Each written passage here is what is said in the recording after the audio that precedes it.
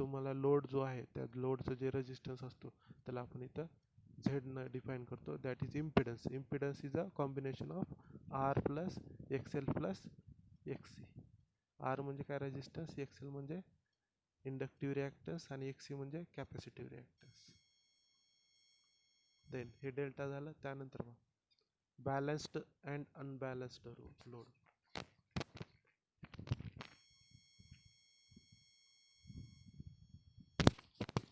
Balanced and unbalance load म्हणजे काय बघा, हे जे आपण लोड कनेक्शन केलेलं आहे ते त्याच्यामध्ये दोन टाईप्स आहेत. First one is balance load and second is unbalance load.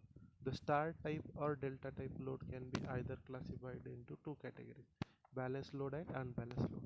Then the concept of balance load.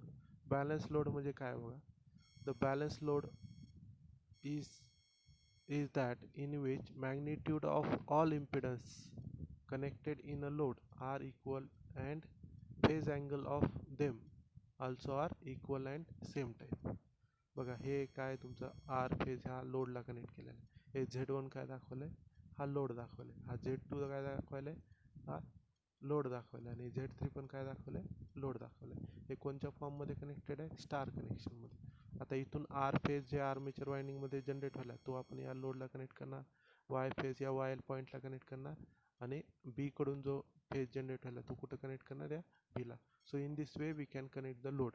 आता या लोडला बॅलन्स लोड कसं म्हणायचं बा, जर या Z1ची व्हॅल्यू या Z2ची व्हॅल्यू आणि Z3ची व्हॅल्यू सेम असेल, म्हणजे काय, the magnitude of this impedance Z1, Z2 and Z3 are equal, then this load is a balanced load. This load is a balanced load.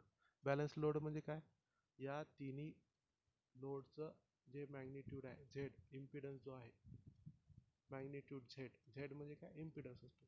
हा झेड आपण कसा काढणार आहोत, तर या ठिकाणी झेड हा लोड जो आहे तो आर एल लोड आहे. आर एल लोड म्हणजे काही तर रेजिस्टन्स पण आहे, इंडक्टन्स पण आहे. 1 हेनरीचा इंडक्टन्स आहे आणि 2 ओमचा रेजिस्टन्स आहे, सेम. आता या ठिकाणी आपण Z1 कॅल्क्युलेट कसं करणार आहोत, Z1 is equal to under root of R square plus XL square हा फॉर्म्युला यूज करून झेड काढणार आहोत. त्यानंतर phi is equal to tan inverse of X divided by R हे करून आपण ते फाय काढणार आहोत, म्हणजे फेज डिफरन्स काढणार. त्या दोन्हीची व्हॅल्यू या ठिकाणी आपण त्या तिन्हीची व्हॅल्यू जर काढली, Z1, Z2 आणि Z3ची, ते इक्वल जर असेल तर याला आपण काय म्हणू, बॅलन्स्ड टाईप लोड म्हणू. All phase voltage will have equal magnitudes. All the line voltage also will have equal magnitudes and same is true for the phase current and line current as well. The figure as shown in the figure 3.5.2a and b illustrate the balanced star and balanced delta load respectively. Balance load म्हणजे लक्षात कसं ठेवायचं, so all the impedance, all the load value must be same. म्हणजे काय, impedance of all load are same. Z1, Z2, Z3 जे आहेत त्याची value same राहायला पाहिजे आणि फेज डिफरन्स पण सेम राहायला पाहिजे. हे झालं तुमचा स्टार. आता येवा डेल्टा. या डेल्टामध्ये पण कंडिशन काय, हे डेल्टामध्ये कनेक्शन राहणार, म्हणजे हा जो लोड आहे आर फेज, हे डेल्टामध्ये तिन्ही आपण लोड कनेक्ट करणार कनेक्शनमध्ये, आणि Z1, Z2 आणि Z3ची व्हॅल्यू काय, इक्वल राहणार. याला आपण म्हणा बॅलन्स्ड डेल्टा कनेक्शन लोड. त्यानंतर काय बा, अनबॅलन्स्ड लोड. अनबॅलन्स्ड लोड म्हणजे काय, अपोजिटमध्ये, बॅलन्सच्या अपोजिटमध्ये unbalanced. If the load does not satisfy the condition of balance then it is called as a unbalanced load. The magnitudes and phase angles of three impedance Z1, Z2 and Z3 differs from each other if the load is unbalanced type. म्हणजे काय, या ठिकाणी star connection दाखवलं आहे, unbalance load, आणि delta connection दाखवलं. या ठिकाणी Z1ची व्हॅल्यू 8 ओम आहे, Z2ची व्हॅल्यू 6 ओम आहे, आणि Z3ची व्हॅल्यू 6 ओम आहे, Z2ची व्हॅल्यू 4 ओम आहे. तर 8 is not equal to 6, 6 is not equal to 4. So this is a unbalanced load. याला आपण काय म्हणणार, अनबॅलन्स्ड लोड. हे झालं स्टार कनेक्शन. आता if suppose the connection is delta, तर डेल्टा कनेक्शनमध्ये लोड कनेक्टेड आहे. The load is connected in the form of delta connection. Then Z1 is equal to 6 ohm, Z3 is equal to 6 ohm, and Z2 is equal to 5 ohm. आता हे balance load आहे का unbalance load आहे, तर बघा 6 ohm equal आहे, पण that is not equal to 5 ohm. So all three values are not same. Because of that this is also unbalanced load. याला आपण बॅलन्स लोड म्हणणार नाही, कारण तिन्हीची व्हॅल्यू सेम यायला पाहिजे. Z1 Z2 Z3. Impedance of load 1, load 2 and load 3 must be equal. Then only this load is a unbalanced load. Sorry, balanced load. Here is a Z1 is equal to Z3, but Z1 is not equal to Z2 and Z2 is not equal to Z3. Because of that condition it does not satisfy balance condition. Because of that we called it as a unbalanced load. Comparison of balanced and unbalanced load. A balanced load is that in which magnitudes of all impedance are connected in load are equal असतात. And unbalanced load is that in which the impedance in one or more phase differ from the impedance of other phase. Next point, all the phase and line voltage will have equal magnitude. Line current also have equal magnitude. All the voltage are fixed. Line current will be not equal or will have 120-degree phase difference. So these are the comparison points of the balanced and unbalanced load.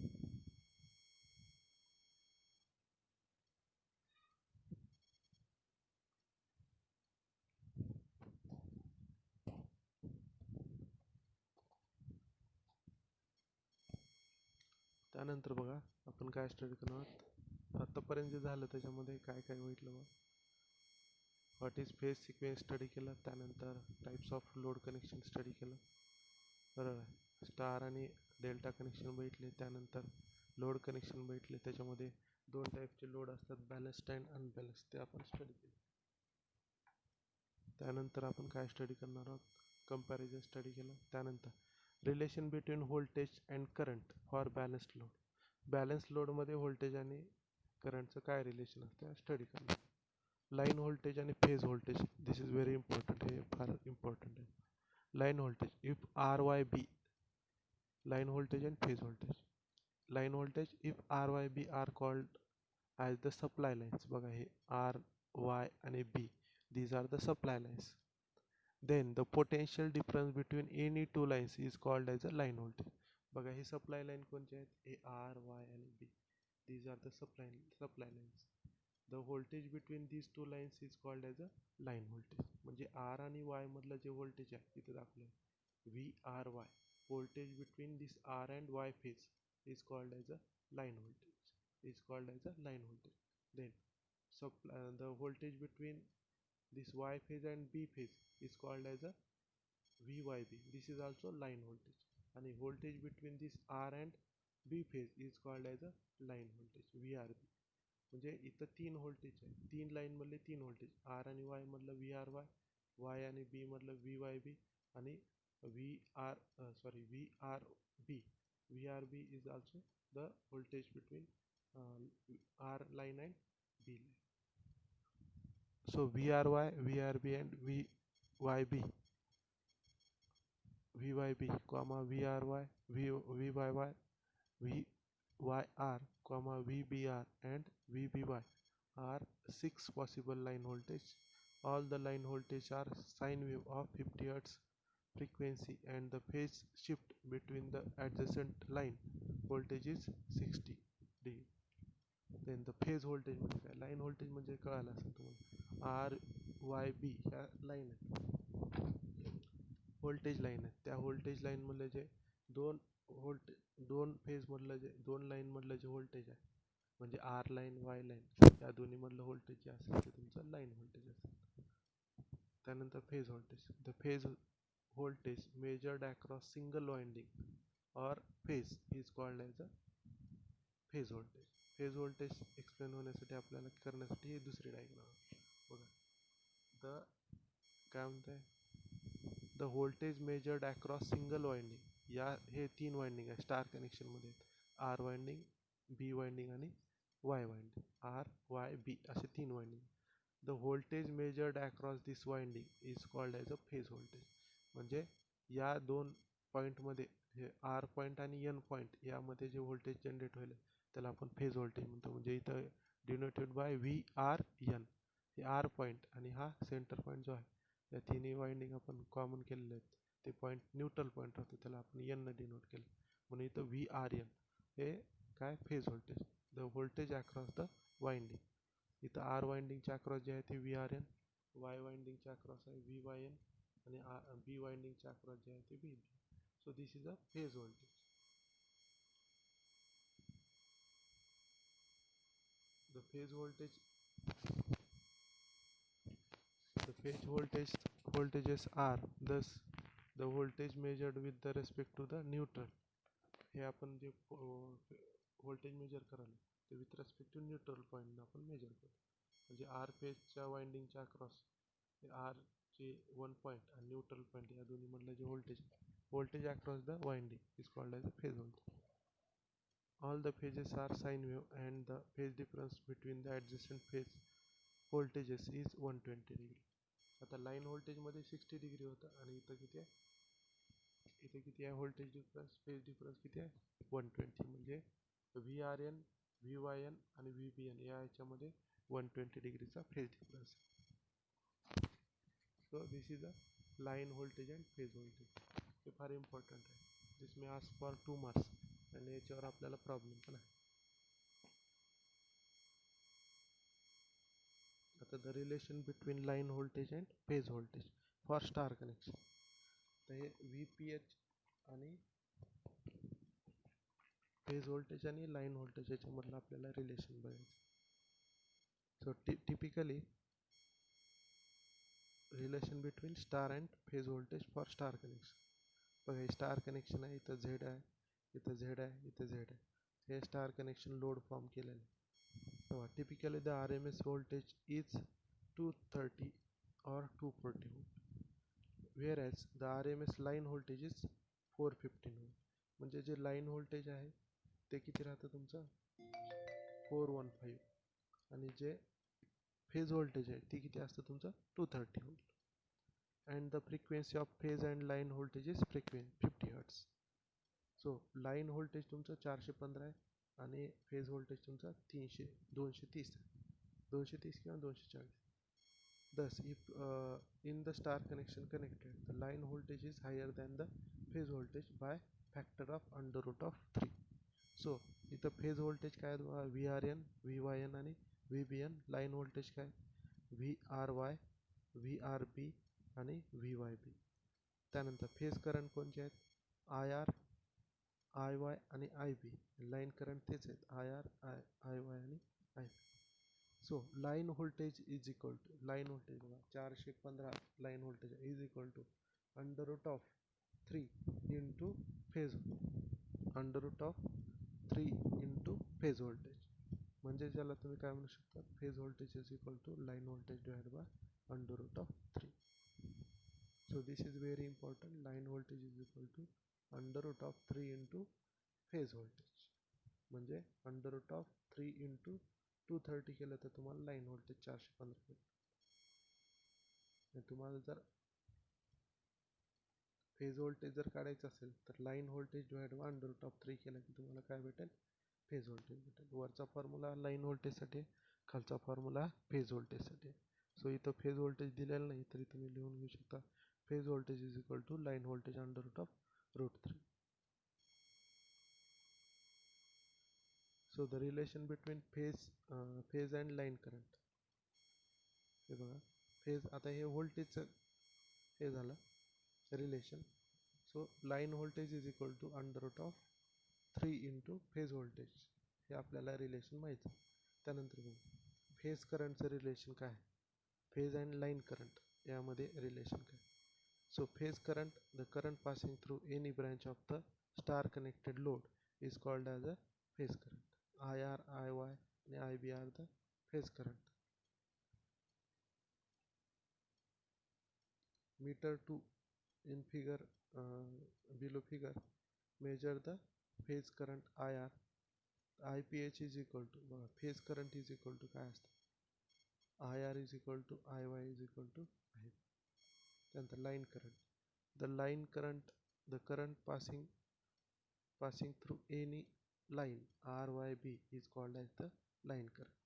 हे दोन्ही current सारखेच आहेत, phase current आणि कारण ते त्याच्यामधून pass होणार as shown in figure. So इथं पण तुम्हाला IL is equal to IPH हे म्हणजे normal formula IL is equal to IPH म्हणजे load current is equal to phase current.